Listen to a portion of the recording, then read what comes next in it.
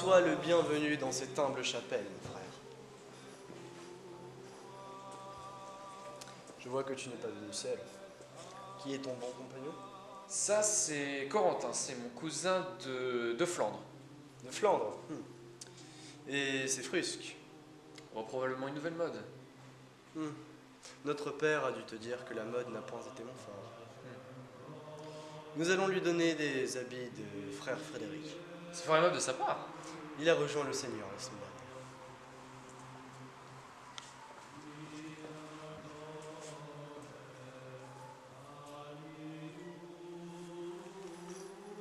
Pourquoi avoir menti sur mon identité? On est dans une chapelle où Dieu règne en maître. S'il l'avait su, il t'aurait fait arrêter pour sorcellerie, idiot.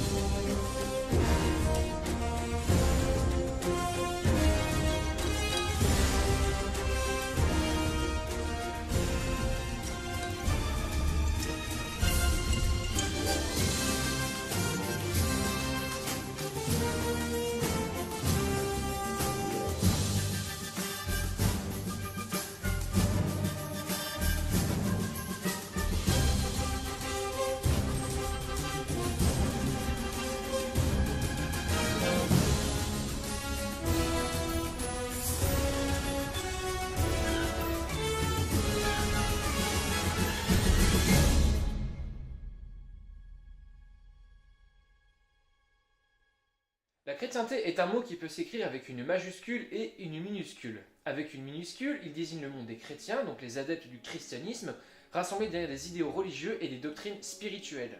La chrétienté, avec une majuscule, désigne une période historique du christianisme occidental peu ou prou celle du début du Saint-Empire germanique vers le XIIe siècle, période durant laquelle l'Église quadrille le territoire européen. La première mention de la chrétienté comme ensemble territorial apparaît chez Angilbert, un proche de Charlemagne.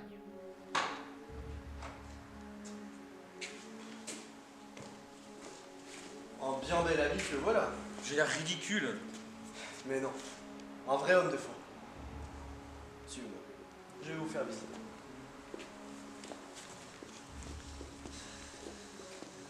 Le pouvoir pontifical, donc celui de la papauté, est en concurrence avec celui des grands souverains. Ces derniers ne contestent pas le rôle de chef spirituel du pape, ni de l'Église catholique qui est chargée du gnome, ni des rituels sacrés.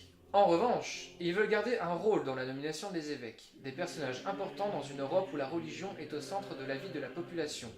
Les souverains, et en particulier les empereurs germaniques, se chargeaient jusque-là de l'investiture temporelle et spirituelle des évêques. Bien que laïcs, chrétiens non membres du clergé, ils les nommaient sans demander l'avis du pape à Rome. L'Église catholique était alors très décentralisée. Les grands évêques étaient plus proches du pouvoir impérial que du pape. De plus, les empereurs avaient un poids important de la nomination de ces derniers. À partir de 1059, l'élection pontificale est faite par les cardinaux. Le nouveau pape, Grégoire VII, décide de renforcer le pouvoir de l'Église. Il veut nommer lui-même les évêques et faire en sorte que l'Église catholique soit totalement dirigée depuis Rome, que le pouvoir soit centralisé entre les mains du pape. La querelle des investitures l'oppose à l'empereur germanique Henri IV à partir de 1076. Il faudra attendre 1122 pour que la question se règle en partie avec le compromis de Worms. Les souverains gardent l'investiture temporelle, ils proposent les noms, mais le pape gagne l'investiture spirituelle.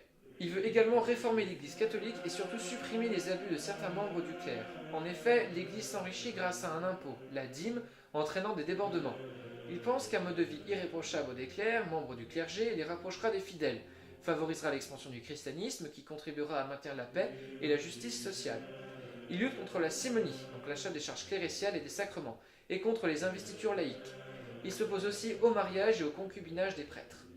Il recommande le célibat. Le clergé se divise en deux groupes, le clergé séculier, donc qui est au contact des fidèles, et le clergé régulier, qui vit dans les monastères et les abbayes. Mais également la période est marquée par la fondation des grands ordres monastiques. Les moines veulent se retirer dans des monastères et des abbayes isolés du monde pour mieux prier pour le salut de leur âme et pour le reste des croyants. Les ordres monastiques obéissent à des règles de fonctionnement différentes, mais les croyances religieuses restent les mêmes. Ils portent souvent le nom du monastère ou de l'abbaye où leur ordre religieux a été créé. Au début du XIe siècle, c'est l'ordre clunisien qui est très important, de l'abbaye de Cluny. Les moines bénédictins de cet ordre partagent le temps entre la prière et les travaux manuels. Leur rituel religieux se fait dans des églises au décor fastueux. Ils ont aussi des bibliothèques importantes pour leur époque. Mais ce sont surtout les ordres prônant la pauvreté qui ont le plus de succès à cette époque. En effet, de nombreux croyants veulent un retour vers un christianisme plus proche de la pauvreté du Christ. En 1098, Robert de Molesme quitte une abbaye clunisienne pour fonder l'ordre de Cîteaux en Bourgogne. Les cisterciens adoptent la règle de Saint Benoît. Pauvreté, silence, prière régulière, absence de décor dans les églises, simplicité dans la vie quotidienne et travaux manuels. Cet ordre a beaucoup de succès au XIIe siècle, ce qui est représentatif de l'esprit du temps.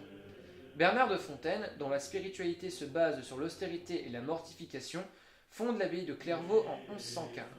Mais ces grands ordres monastiques deviennent peu à peu de grands propriétaires terriens et s'éloignent de leur vocation des débuts, y compris les cisterciens.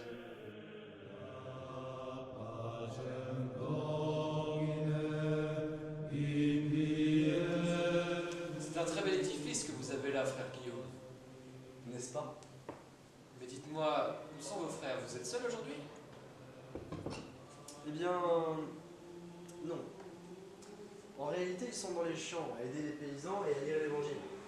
Je trouve qu'évidemment, c'est notre devoir d'aider les chrétiens.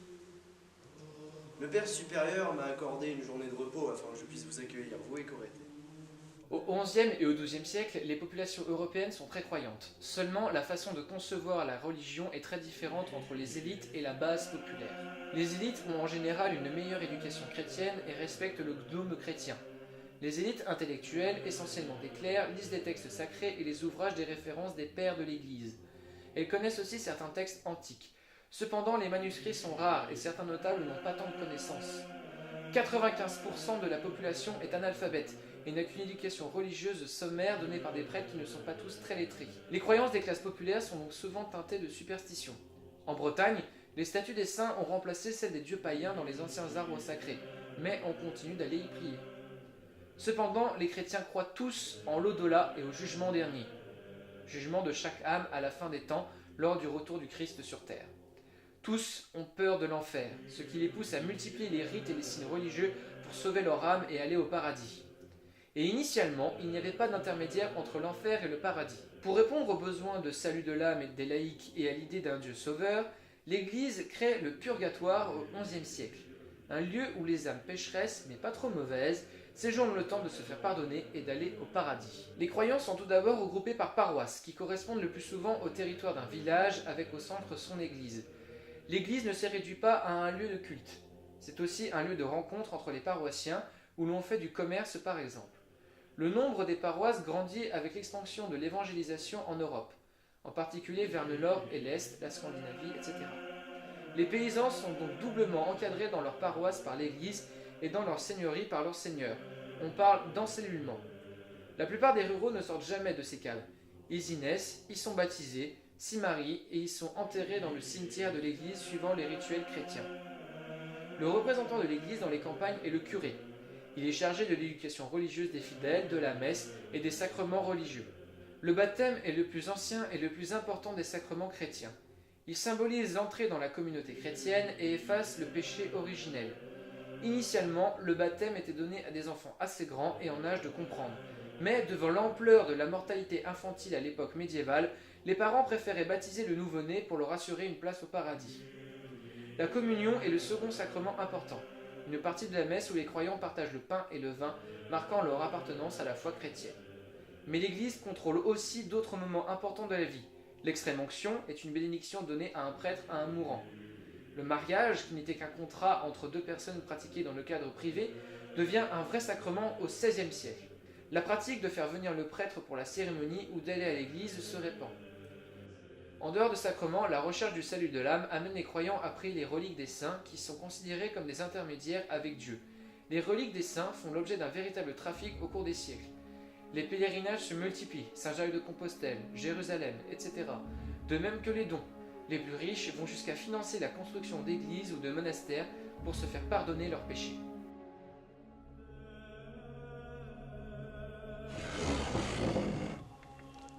frère Guillaume. Oui, mon fils? Comment se passe votre vie en tant que moine? Eh bien, elle est très simple. Nous nous levons tôt le matin pour les matines. Nous lisons, travaillons et prions Dieu. Et nous nous couchons avec le soleil, avec les complis. Notre vie est essentiellement rythmée par les prières. Et est-ce que vous regrettez votre vie d'avant? Enfin, avant d'être moine? Eh bien, je n'ai pas vraiment eu le choix. C'est mon père qui souhaitait que Coréten et moi servions de deux manières le Seigneur. Coréten sert le Seigneur en prenant les armes. Je sers le Seigneur en étant baigné dans la lumière et en priant, mon Seigneur. Merci frère Guillaume pour vos conseils et votre esprit éclairé. Retiens bien ceci, Corentin. Le roi peut commander des hommes, le père peut demander un fils, mais n'oublie jamais que seul toi es le gardien de ton âme.